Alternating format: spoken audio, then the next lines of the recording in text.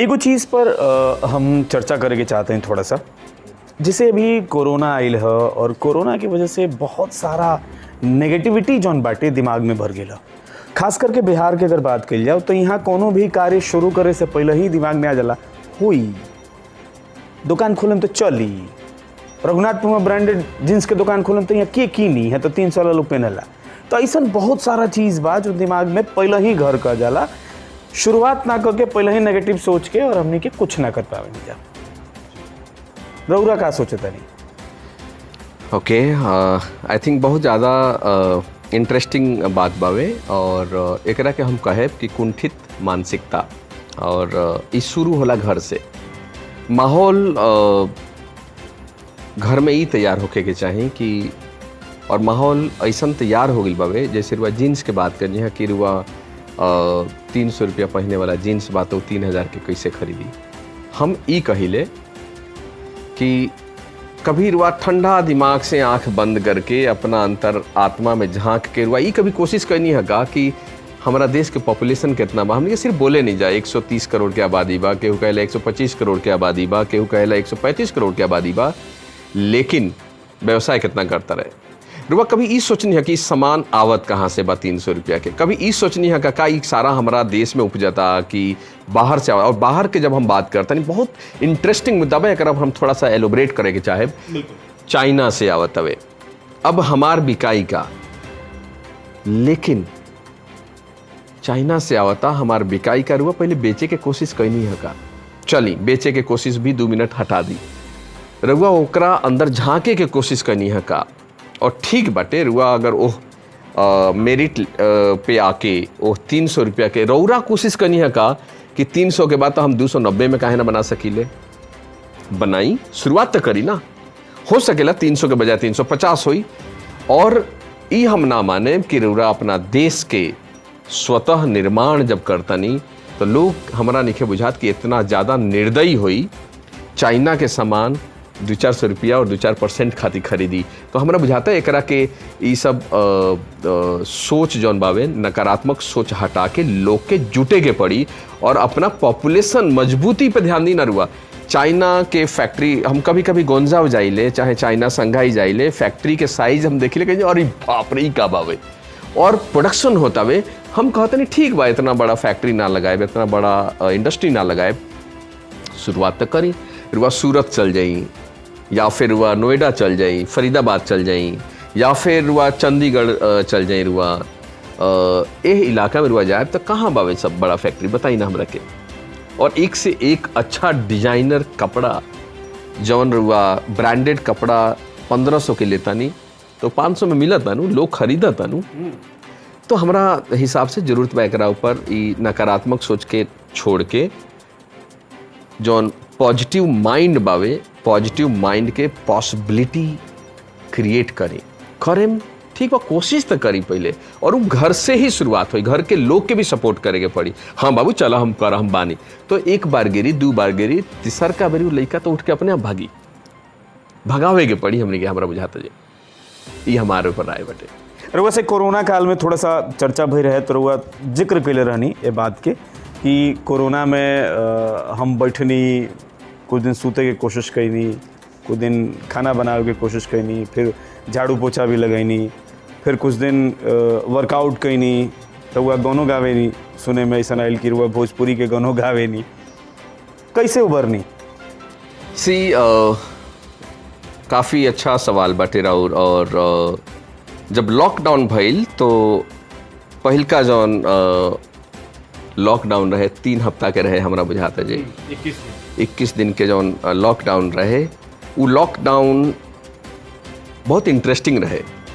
लोग वो लॉकडाउन के बड़ा हल्का से ले और थोड़ा सा एगो सहमा कि भाई लोग इतना ना सोचले रहे कि 6 महीना और 7 महीना 8 महीना आगे खिंच जाई और ओकरा में फिर लोग एक्सपेरिमेंटल हो गई। और ओकरा बाद रुआ देखें तो काफ़ी ज़्यादा जो नकारात्मक सोच आयल दूसर का लॉकडाउन पीरियड जब डिक्लेयर भइल ओमे जो हम देखनी कि काफ़ी नकारात्मक फ़ोन आवे लगल और नकारात्मक ही रहे कि अब का हुई।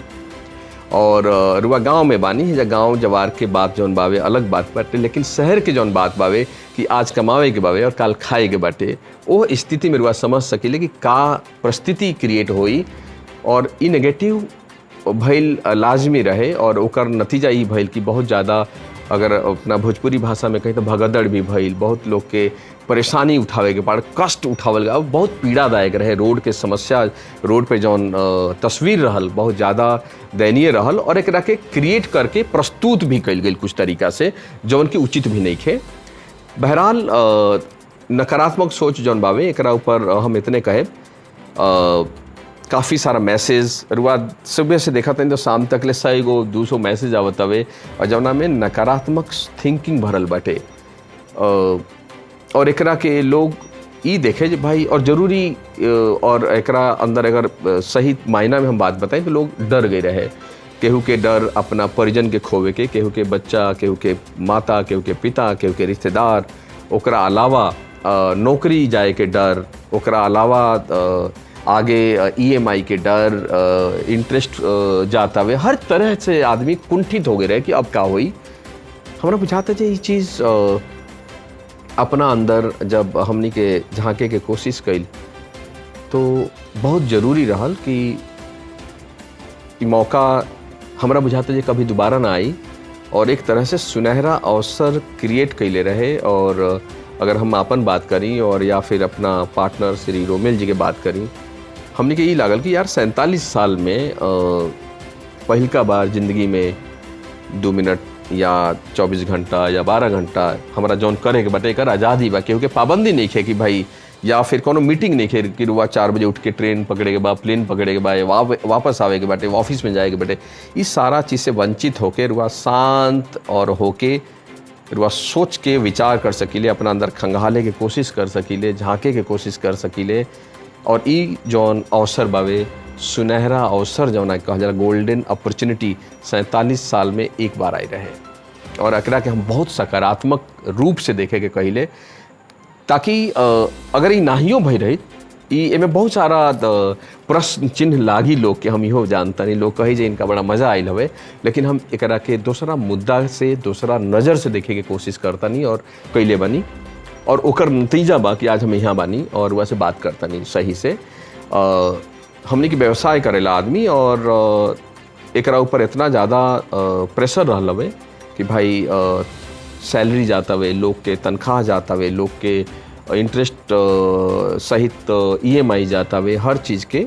तो जब आदमी खंगाले लागल कोशिश कैलस कि एकरा अंदर झांके के जरूरत बाटे और एमे ई आइल कि रुआ अपना अंदर जब झांका तनी तो ई रुआ पावा तनी कि मतलब इतना ज़्यादा नकारात्मक सोच और परिस्थिति पैदा कर ले बनी कि रुआ ओकरा से बाहर उभर के देखे के कोशिश नहीं की करत और ओकरा में जब देखा था तो हम विचार करता नहीं तो मैं ये लौकता जी यार हमारा दिमाग में अनवांटेड बहुत सारा ऐसा वस्तु भरल बा जौना के जरूरते नहीं है। सो ओकरा के डिलीट कैल शुरू करी हम, delete delete delete delete delete delete delete 47 साल के एज में जब डिलीट करनी तो ओकरा बाद डिलीट भइला के बाद हमरा जरूरत का रहे हमार परिवार, हमार व्यवसाय, हमार टीम, ये बहुत सामने उभर के आइल और एकरा बाद हमार सेहत। एकरा अलावा तो हमारा जरूरतें नहीं है कुछ के। और वो परिस्थिति में हमारा ये बुझाइल कि आज हम वापस 47 साल के ना 27 साल के नवयुवक नया पारी खेले खातिर तैयार बानी, वापस चौका छक्का लगावे खातिर तैयार बानी हम।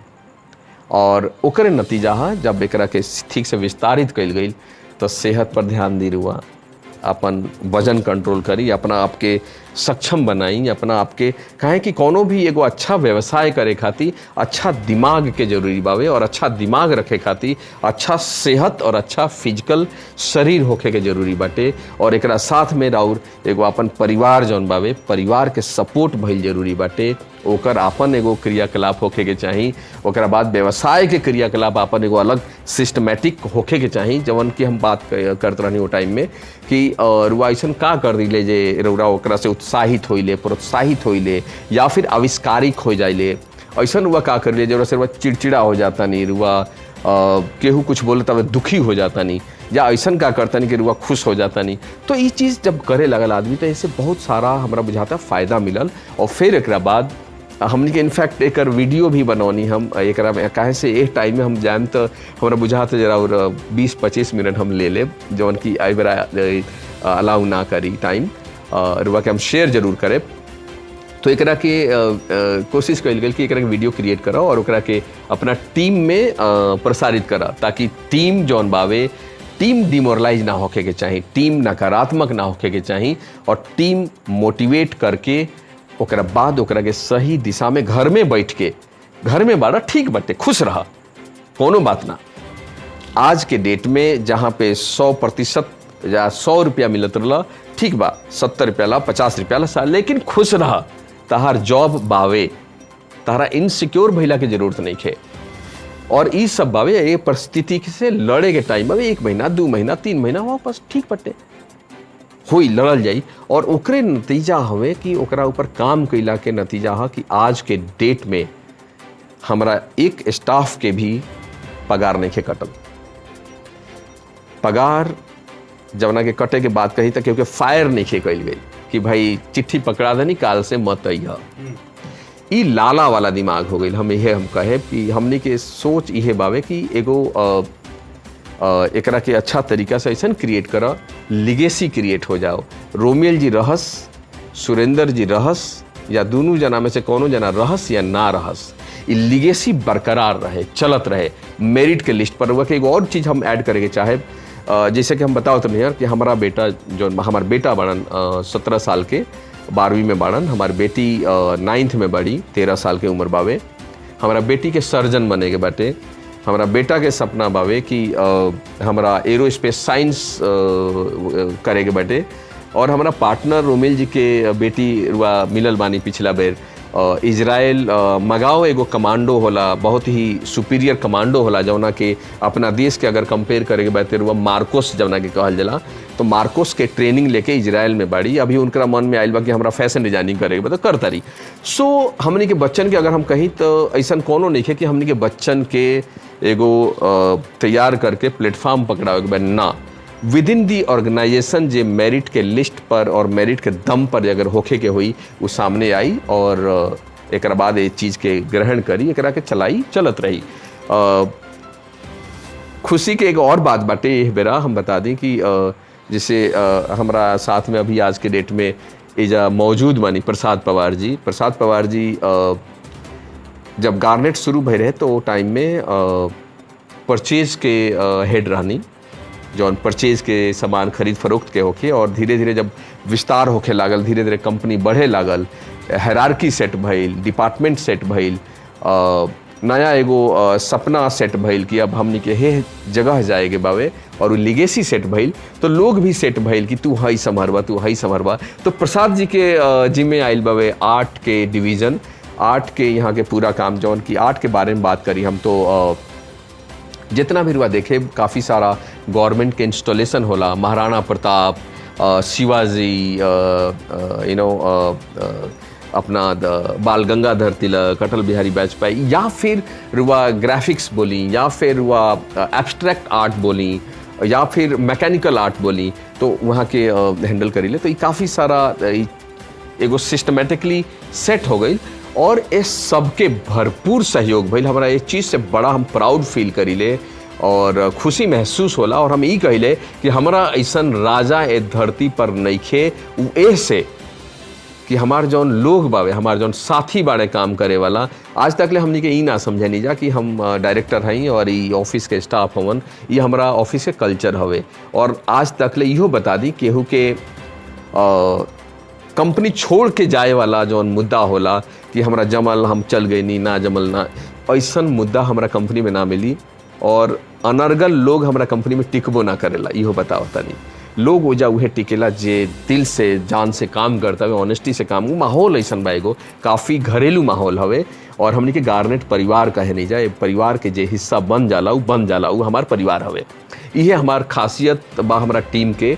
और वो खासियत के थोड़ा सा उदाहरण देवे के चाहे हम, एक कोरोना काल के बीच में जब तनख्वाह के डेट आइल तो बहुत सारा सीनियर लोग आइल, नाम लेहल उचित ना समझे हम, काहे से बड़ा टीम बावे, बड़ा लोग बावे, तो सभे के नाम लेहल लग तो 2-4 मिनट निकल जाई, लेकिन सभे स्टाफ आइल और एक चीज़ बोलस कि सर आप क्यों टेंशन ले रहे हो और आपको क्या ज़रूरत है ये 100% सैलरी देने की,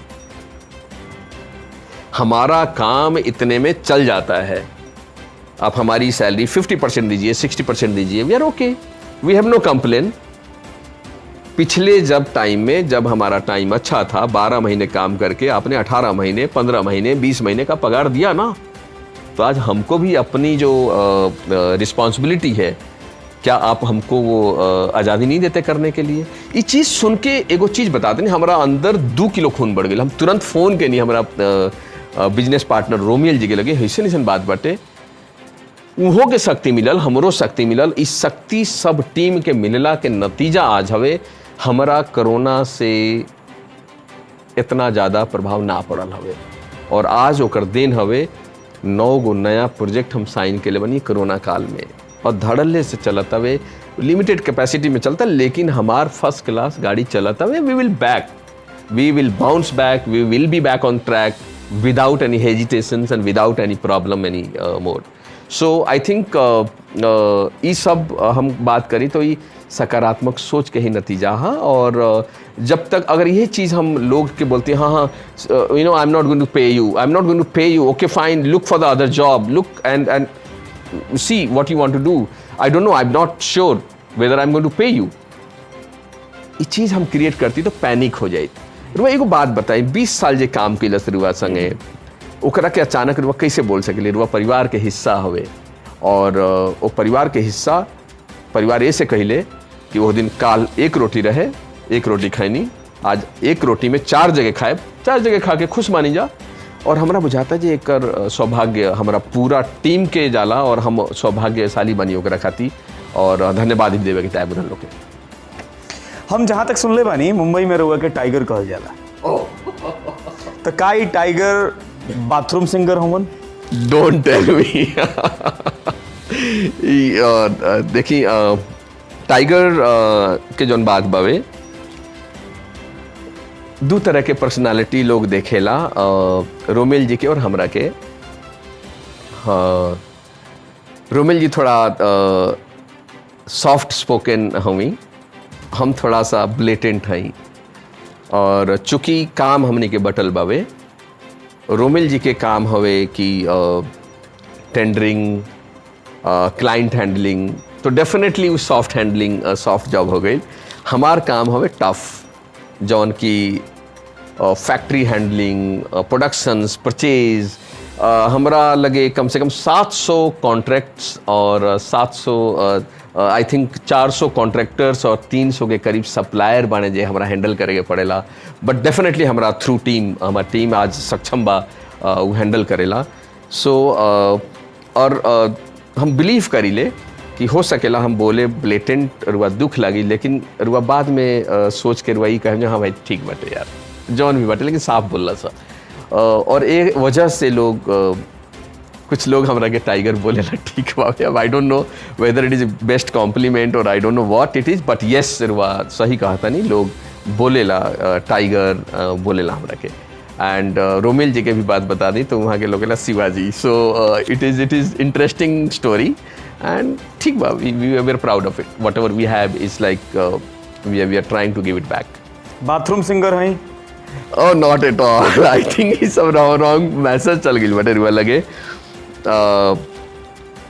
सिंगर के बात करें तो हमार रुचि रहल एक गांव में जब हम रहनी तो हम कबो कबो पिटाइलो बानी हम बहुत बुरी तरह, और सभे घर के लोग कहे, गांव के अगर भाषा हम कहीं तो तू गौना ही करके जीवन में पल बतू, हाँ गाँव लोग कहल जले नौंडा नचनिया भइल बड़ा तू, नचनिया बजनिया के काम करके तू घर बनैबा, सो चुपचाप पढ़ाई कर। लेकिन ये हमारा मन में कहीं ना कहीं रहे, हम भाग जाई गाना गावे खाती, जब ज़्यादातर अष्टजाम होके तो हम बहुत ज़्यादा अटेंड कैले बानी, रात के तकिया बिछा के रजाई ओढ़ा के और हम भागल बानी कई बार, ओकरा खातिर पिटाइले बानी हम, लेकिन वो सुखमय क्षण रहे।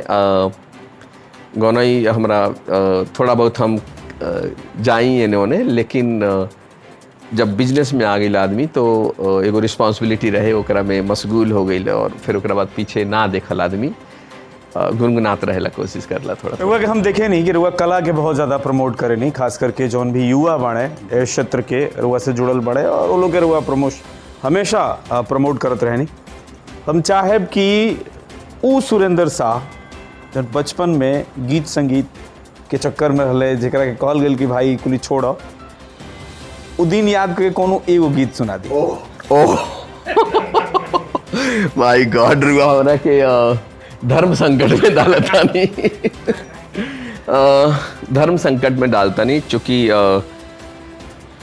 आवाज़ भी साथ ना दी आज, और आई डोंट नो हमरा के लोग केंगा ली, लेकिन रुआ बोलता नहीं तो कोशिश करब स्वर थोड़ा करके रुड़ा के एगो लाइन सुनावे के जरूर चाहे, जौन हमरा बहुत ज़्यादा करीब रहे मन के, और अभी भी हम गुनगुनानी जौना के। और हम भरत शर्मा जी से बहुत ज़्यादा प्रभावित रहनी, और हमरा बुझाता है वो टाइम में टी सीरीज के कैसेट चले, हमरा ले कोनो कैसेट ना हो जा वहीं उनकर नहीं खे। सो वहीं के एगो गाना हम गुनगुनाए के चाहब, एक लाइन, ज़्यादा हमरा के बोले मत, हमरा याद नहीं है कुछ, लेकिन हम कोशिश ज़रूर करें। जब जब आवे याद,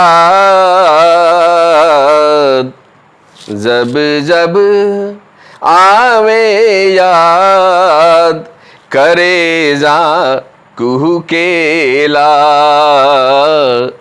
कुहू केला, ऊ नदिया ऊ गाँव, ऊ पिपरा के छाँव, मन से ना बिसरेला, जब जब आवे याद, करे जा कुहू केला, कुहू केला।